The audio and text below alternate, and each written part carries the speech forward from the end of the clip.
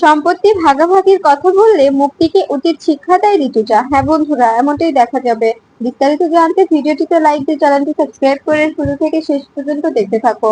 গল্পের শুরুতেই দেখা যাবে বিহান কম্পাসের নামে মোনালিসার কাছে অনেক কথা বললে সেটা আড়াল থেকে দেখে কম্পাসের হাত থেকে একটা গ্লাস পড়ে ভেঙে যায়। এটা দেখে বিহান বলতে থাকে, ও এখানে কেন এসেছে মোনা, ওকে এখান থেকে চলে যেতে বলো। ঠিক তখনই তখনই কম্পাস সেখান থেকে দৌড়ে চলে যাবে। তখন মোনালিসা এসে বলতে থাকে, কম্পাস দাঁড়া, তুই কোথায় যাচ্ছিস?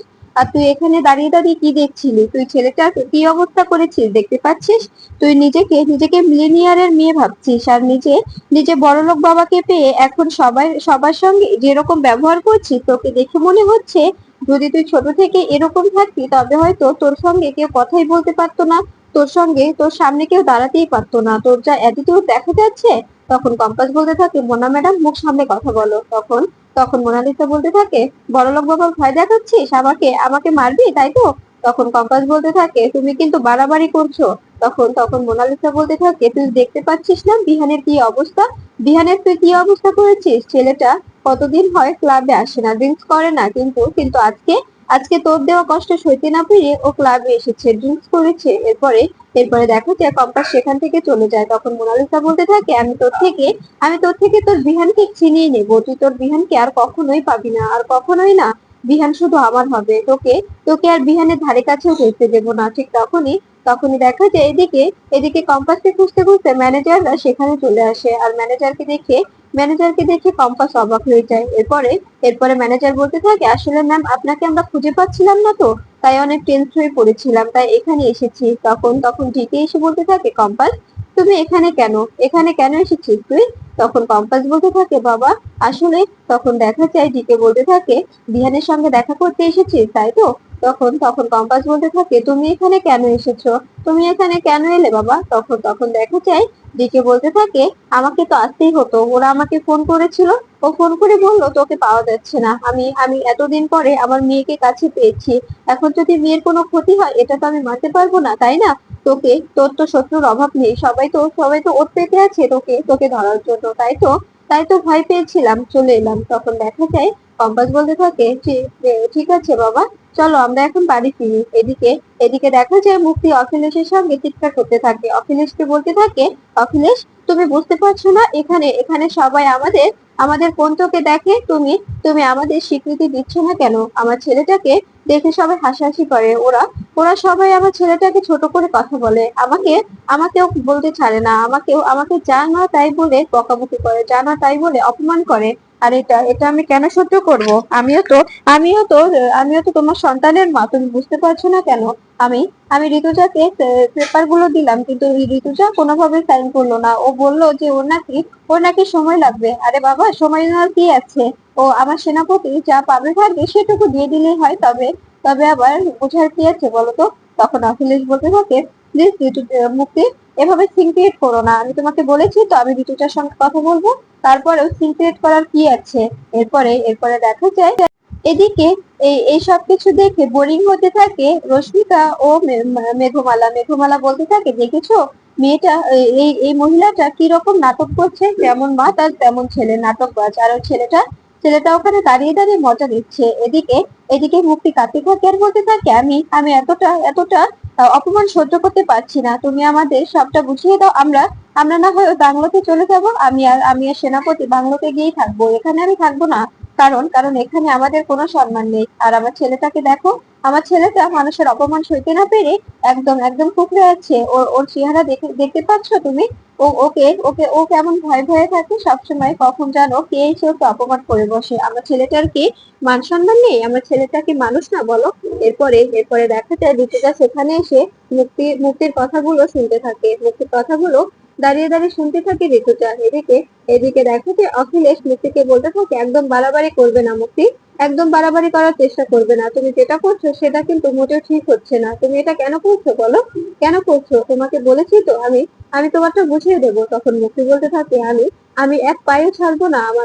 আমার ছেলের যতটুকু পাওনা আমাকে সবটাই বুঝিয়ে দিতে হবে। আমি এক কানাকুড়িও ছাড়বো না, এটা আমি তোমাকে বলে দিলাম। তখন তখন দেখা যায় এই কথাগুলো শুনে অবাক হয়ে যায় অখিলেশ। এদিকে এদিকে কম্পাস বলতে থাকে, হ্যাঁ বাবা, বলো, আমরা বাড়িতে গিয়ে কথা বলি। তখন তখন জিকে বলতে থাকে, বিহানের সঙ্গে দেখা করতে এসেছিলি মা? তখন দেখা যায় কম্পাস বলতে থাকে, হ্যাঁ বাবা, আমি ভেবেছিলাম আমি ওনাকে যেভাবে কষ্ট দিয়ে এসেছি, ওনার সঙ্গে সব সম্পর্ক বিচ্ছিন্ন করে দিয়ে এসেছি, উনি হয়তো কষ্ট পাবে, কষ্ট পেয়ে ড্রিঙ্কস করবে, নিজের ক্ষতি করার চেষ্টা করবে।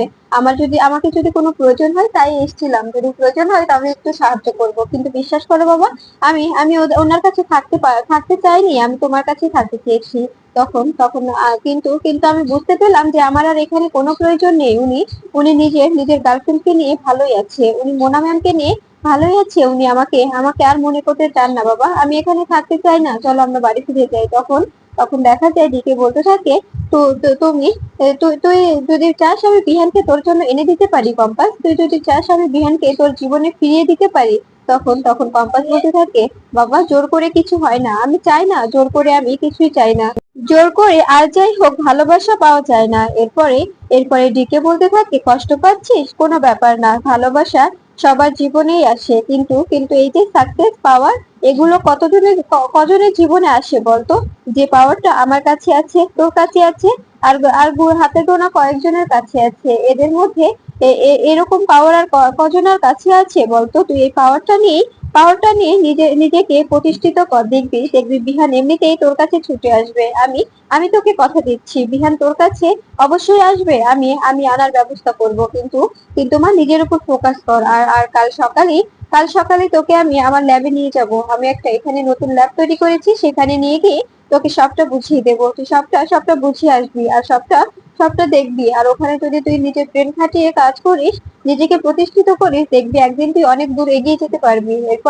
এরপরে দেখা যায় এদিকে এদিকে মুক্তি অখিলেশকে শাসাতে থাকে আর বলতে থাকে, আমি কিন্তু এক পায়েও ছাড়বো না, আমাকে আমাকে সবটা বুঝিয়ে দিতে হবে। ঠিক তখনই ঋতুজাকে দেখে অখিলেশ বলতে থাকে, আচ্ছা ঋতুজা, তুমি তুমি সাইন করে দিলে কি হতো বলো তো? এই এই অশান্তি তো আর বইতে হতো না, তাই না? তখন ঋতুজা বলতে থাকে, কেন কেন ওকে কেন এভাবে এভাবে তুমি সবকিছু লিখে দিবে? কিছুতেই না, এ বাড়িতে তো আরো বাচ্চারা আছে, তাই না? যদি ভাগাভাগি হয় তবে একদম একদম ঠিকঠাক ভাবেই হোক, তুমি উকিল ডাকো, উইল করে দাও, যার যারটা তার তার ভাবে ভাগে বসিয়ে দাও। এ বাড়িতে শুধু রুদ্র ও বিহান আর ওই সেনাপতি বলে ছেলেটিই তো নেই, এখানে এখানে মাহি, অরিন, রশ্মিকা সবাই আছে, ওরা কি দোষ করেছে? ওদেরটা কে দেবে? ওদেরটা তো দিতে হবে, তাই না? তুমি ঠাকুরপোকে ডাকো, উকিল ডাকো, উকিল ডেকে সবকিছু যা যা তাকে তাকে উইল করে দাও, তবেই তো সবকিছু মিটে যায়, তাই না? তখন দেখা যায় মুক্তি বলতে থাকে, ঋতুজা দেখছো, ঋতুজা কি বলছে অখিলেশ, তুমি দেখতে পাচ্ছ? ও ও বলছে যে আমার বিহানকে আমার আমার সেনাপতিকে নাকি একা একা কিছু দেবে না। তখন তখন ঋতুজা বলতে থাকে, তো সেনাপতি যেমন এবারের সন্তান, আর রশ্মিকা, মাহি, অরিন ওরাও এবারেরই সন্তান, কারণ কারণ ওরা হচ্ছে পৃথা আর কিঞ্জলের সন্তান, ওদেরও এ বাড়িতে সমান অধিকার আছে, যদি তোর ছেলে থাকে তবে ওদেরও অধিকার আছে, তবে তবে ওরা কেন পাবে না? যদি ভাগ হয় তবে সমান সমান ভাগে সবারই ভাগ হয়ে যাবে, বুঝতে পেরেছিস তুই? তখন মুক্তি বলতে থাকে, কেন কেন ভাগ হবে? ওদেরটা ওরা বুঝে নেবে, আমার ছেলেটা আমাকে বুঝে দে, তুই তোদেরটা একসঙ্গে রেখে দে। তখন তখন দেখা যায় ঋতুজা বলতে থাকে, তুই এসবের মধ্যে কথা বলার কে? তুই এখানে কেন কথা বলছিস বল? তুই কেন কথা বলছিস? তুই কি অখিলেশের বিয়ে করা বউ নাকি?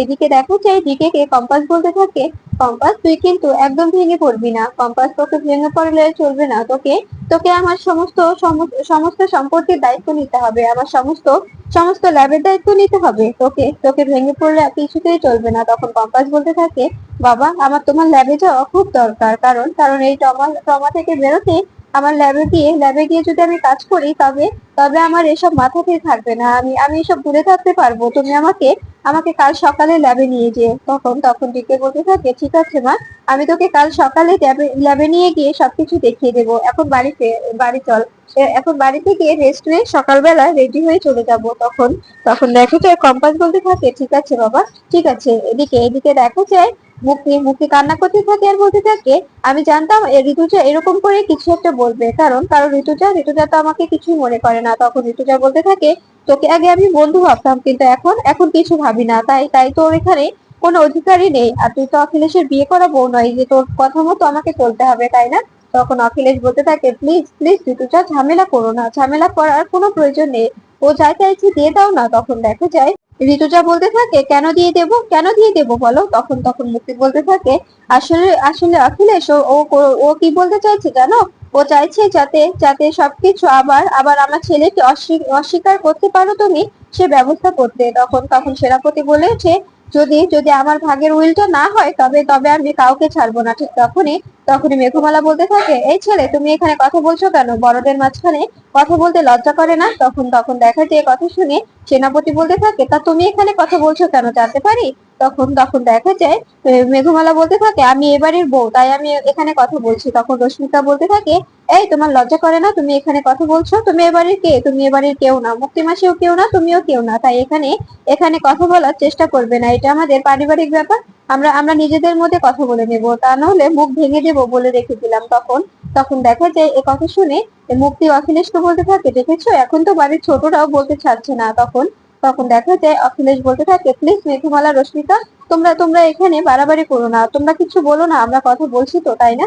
তখন তখন দেখা যায় ঋতুজা ঋতুজা অখিলেশকে বলতে থাকে, অখিলেশ, তুমি কি সত্যি মেনে নিচ্ছ যে সেনাপতি তোমারই সন্তান, এই জন্য তুমি ওকে উইল করে দিতে চাইছো? তখন তখন অখিলেশ বলতে থাকে, বিশ্বাস করো ঋতুজা, আমি মেনে নিচ্ছি না, কিন্তু ও ও যা স্ক্যান্ডেল ছড়াচ্ছে বাইরে, যদি এসব নিয়ে জানাজানি হয় তবে আমাদের মান সম্মান কোথায় যাবে তুমি বুঝতে পারছো? এই জন্য বলেছি যে ও যদি এগুলো নিয়ে চলে যায় তবে তবে আমরা আমরা ওদেরকে দিয়ে দেবো, ওরা চলে যাবে। তখন ঋতুজা বলতে থাকে, কিছুতেই না, কিছুতেই না, আমি আমি আগে প্রমাণ করব, তারপরে। আর যদি ভাগাভাগি হয় তবে তবে আমাদের আমাদের বাড়ির যতগুলো বাচ্চা আছে সবারটাই ভাগাভাগি হয়ে যাবে। আর মুখে তুই এই কথাটা মাথায় রাখ, তুই তুই যেটা যেটা পরিকল্পনা করে আছিস যে সেনাপতিকে কার না কার কার আহ, বাচ্চাকে নিয়ে অখিলেশের ঘাড়ে চাপিয়ে দিয়ে অখিলেশের সয় সম্পত্তি সব সব দখল করবি, এই চিন্তা যদি তোর থাকে তুই এটা কিছুতেই কিছুতেই সফল হতে পারবি না। আমি আমি সেই চক্রান্তটা ধরে নেব। আর যদি কম্পাস থাকতো তবে তবে তোকে এখন দেখিয়ে দিত তুই কতটা কতটা ডেঞ্জারাস হয়ে আছিস। এই বলে এই দেখা যায় এই ঋতুটা চলে যায়। তখন সেনাপতি মেঘমালা রশ্মিকাকে বলতে থাকে, আমি শুধু একবার জমির ভাগটা পেয়ে নিই, তারপরে তোমাদেরকে দেখিয়ে নেব, তোমাদেরকে দেখে নেব, তোমাদেরকে দেখিয়ে নেব কত ধানে কত চাল। তখন তখন রশ্মিকা রেগে গেলে তখন মেঘমালা বলতে থাকে, তুমি এই নোংরা ছেলেটার সঙ্গে কথা বলতে যাচ্ছ কেন রশ্মিকা? ও যা করে করুক, তুমি তুমি কোনোভাবে ওর সঙ্গে কথা বলবে না। তখন তখন দেখা যায় রশ্মিকা বলতে থাকে, এখানে যদি ছোট বৌদি থাকতো না, ওকে ঘাট ধাক্কা দিয়ে এখন বের করে দিত। এদিকে এদিকে কম্পাস বাড়ি ফিরে বিহানের কথাগুলো মনে করতে থাকে আর বলতে থাকে, সত্যি বিহান স্যার, আপনার কোনো জবাব নেই, আপনি যে এরকম করেন না, আপনাকে আপনাকে আর কি বলবো। এই বলে ওয়াশরুমে চলে যায় কম্পাস। সেখানে গিয়ে সিম কার্ড চেঞ্জ করে। আর সেটা তখনই দেখা যায় যে কম্পাসের ফোনে ঋতুজার একটা এসএমএস আছে, আর সেখানে সেখানে লেখা থাকে যে বিহান এখনো বাড়ি ফিরেনি, তাড়াতাড়ি ফোন কর কম্পাস, তাড়াতাড়ি ফোন কর, তোর সঙ্গে কথা আছে। এরপরে কম্পাস বলতে থাকে, এই ছেলেটাকে নিয়ে আর পারি না, একটু একটু কে দেমাগ দেখিয়েছি যার জন্য এরকম করে সিনক্রিয়েট করছে, অন্য একটি মেয়ের কাছে গেছে। এরপরে এরপরে দেখা যায় এই ঋতুজাকে কম্পাস ফোন করলে তখন কম্পাসকে ঋতুজা বলতে থাকে, এতক্ষণ কোথায় ছিলি মা? কখন থেকে ফোনে ট্রাই করছি, ফোনে তো পাচ্ছি না। তখন কম্পাস বলতে থাকে, আসলে মা, তুমি আমাকে হুটহাট করে ফোন করো না, যখন আমি সিমটা অন করব আমি নিজে থেকে তোমাকে ফোন করে নেব, কারণ আমি তো জানি না টিকে কোথায় কি ফিট করে রেখেছে। ও যদি একবার সন্দেহ করে তবে তবে অনেক ঝামেলা হয়ে যাবে। তাই তাই ওর সন্দেহ এড়াতে আমাকে আমাকে সবসময় সেফ হয়ে চলতে হবে। আর তুমি কোনো চিন্তা করবে না, আমার মনে হচ্ছে ওই যে এই মোনালিসাকে তুমি ফোন করলে জানতে পারবে বিহান স্যার কোথায় আছে। আর তা না হলে তুমি ক্লাবে ফোন করে নাও, আর ক্লাবে সবাই তো ওনাকে চেনে, হয়তো ওনার হদিশ দিতে পারবে। কারণ আমি মোনালিসার সঙ্গে তোমার ছেলেকে দেখে এলাম, তোমার ছেলে মোনালিসার কাছে অনেক দুঃখ প্রকাশ করছে, তার ওয়াইফ তাকে তাকে বোঝে না, তাকে ভালোবাসে না, তার ওয়াইফ টাকা পেয়েছে তাই ওকে ভুলে গেছে, এগুলো বলছে তো তোমার ছেলে। তাই তাই তুমি মোনালিসার কাছে ফোন দিলে হয়তো বা তোমার ছেলের খোঁজ পেতে পারো। তাই তাই মোনালিসাকে ফোন করো। এরপরে এরপরে ঋতুজা মেঘমালাকে বলতে থাকে, মেঘমালা, একটু মোনালিসাকে ফোন করো তো। তখন তখন দেখা যায় মেঘমালা বলতে থাকে, ঠিক আছে মা, আমি ফোন করছি। এরপরে এরপরে দেখা যায় কম্পাস বলতে থাকে, ঠিক আছে মা, তুমি আমাকে যখন তখন ফোন করো না, আমি যখন ফ্রি হব, এই এই সিম কার্ডটা ভরতে পারবো, তখনই তখনই তোমাকে ফোন করে নেব, তোমার সঙ্গে কথা বলে নেব, তুমি তুমি যখন তখন ফোন করো না আমায়।